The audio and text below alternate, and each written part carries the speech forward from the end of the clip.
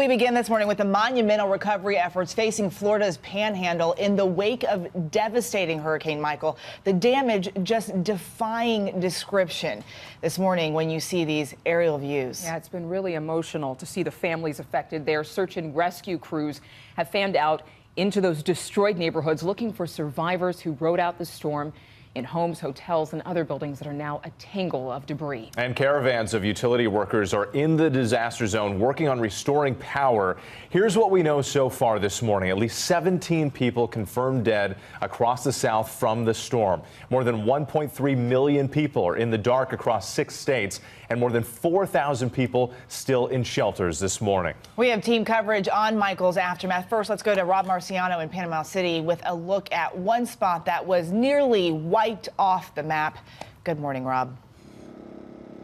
Good morning, Eva. Here we are, day 3 of Hurricane Michael aftermath, and scenes like this behind me are all over this place. Commercial buildings, residential buildings, thousands of them damaged or completely destroyed. This entire area around Panama City, for the most part, is crippled, but obviously in the hardest hit areas, there is still a huge rush to search for victims. This morning, a massive cleanup and search and rescue effort underway. Bolt cutters, pry bars, sledgehammers, anything else you may need. Michael making landfall here in Mexico Beach, Florida, pummeling this quaint oceanside town with a 14-foot storm surge and 155-mile-per-hour winds.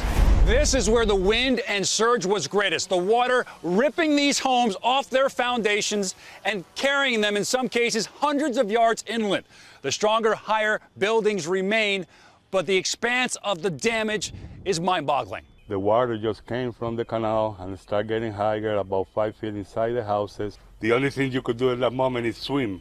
Daniel Krupp reluctantly deciding to ride out the storm with his wife and their dog Leo.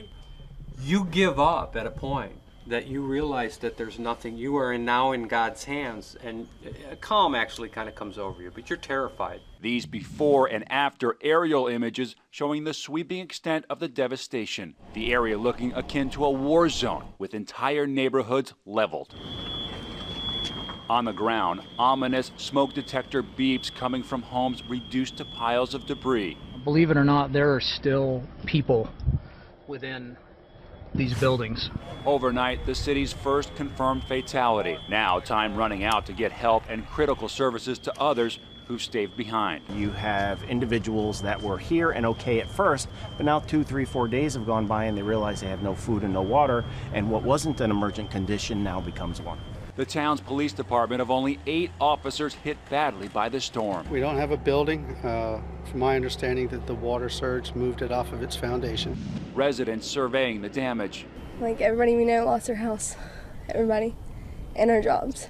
It's a devastation. It's like a bomb just went off here. Farther inland, Gail Sweet tragically losing her husband to the storm when a tree fell on their house. It was just like a freight train coming at us. The tree pinning the couple down and seriously injuring Gail's husband. I told him, hold on, just hold on. I'm calling for help now. But the storm preventing first responders from getting there in time.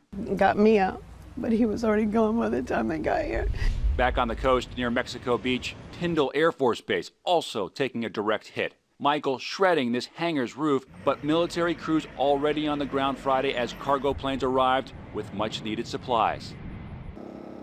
And of course, getting that military operation back operational is of key importance. I can tell you, after surveying much of the damage here along the coastline in my 20 years of covering storms, I have never seen wind damage like this from a hurricane. It is literally like a EF2 or EF3 tornado, 20 or 30 miles wide. So when you hear these survivor stories, boy, they are just heart-wrenching and frightening. For more on some of that, let's get over to Will Carr, who's live for us in Destin, Florida. Good morning to you, Will. Good morning, Rob. A lot of people tell us they were caught off guard by the sheer power of this storm. They tell us when it was a Category 1, they were fine with staying, but when it jumped to a Category 4, they didn't have time to leave. Now this morning, we're hearing their harrowing stories of survival. This morning, you're about to meet 2 hurricane survivors who wish they left when they could have. It was a life or death situation. I don't think any of us expected the storm to do the kind of damage that it did. John Pendulo, like so many others, chose not to evacuate and rode the storm out at home. The hurricane gutted Pendula's home. The ceiling's gone. And it started falling all around me. That's when he grabbed his dog Rosie and ran into the bedroom closet. I was just like this, me and the dog. I was right here, sitting just like this, and the dog was right here, and she would not leave my side, and she would not move. Miraculously, the two escaped unharmed.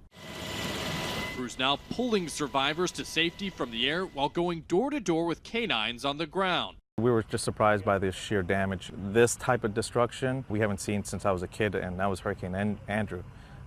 This is pretty extensive. Down the road, the walls on a large church stripped away. Amazingly, the cross on top still standing. The building and community surrounded by thousands of downed trees. This morning, crews desperately working to restore power to more than 1 million people in 6 states. It's sad, you know, that we don't get to keep our stuff, you know, but I mean, it's just stuff, and I'm glad that I'm alive and my dog's made it alive. Really an amazing story, especially when you hear how he rode out that storm in the closet. He says he relied on faith during the peak of the storm, and if he could do it again, he says he would evacuate when he could have. Guys, back to you.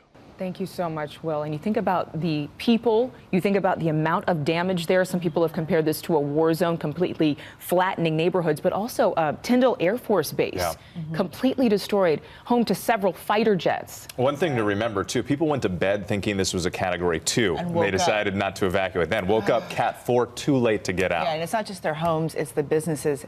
Everything. Yeah. We'll have to wait for a complete damage report and how much this is going to cost to clean up. Thank you so much to all of our teams there covering. Hi, everyone. George Stephanopoulos here. Thanks for checking out the ABC News YouTube channel. If you'd like to get more videos, show highlights, and watch live event coverage, click on the right over here to subscribe to our channel. And don't forget to download the ABC News app for breaking news alerts. Thanks for watching.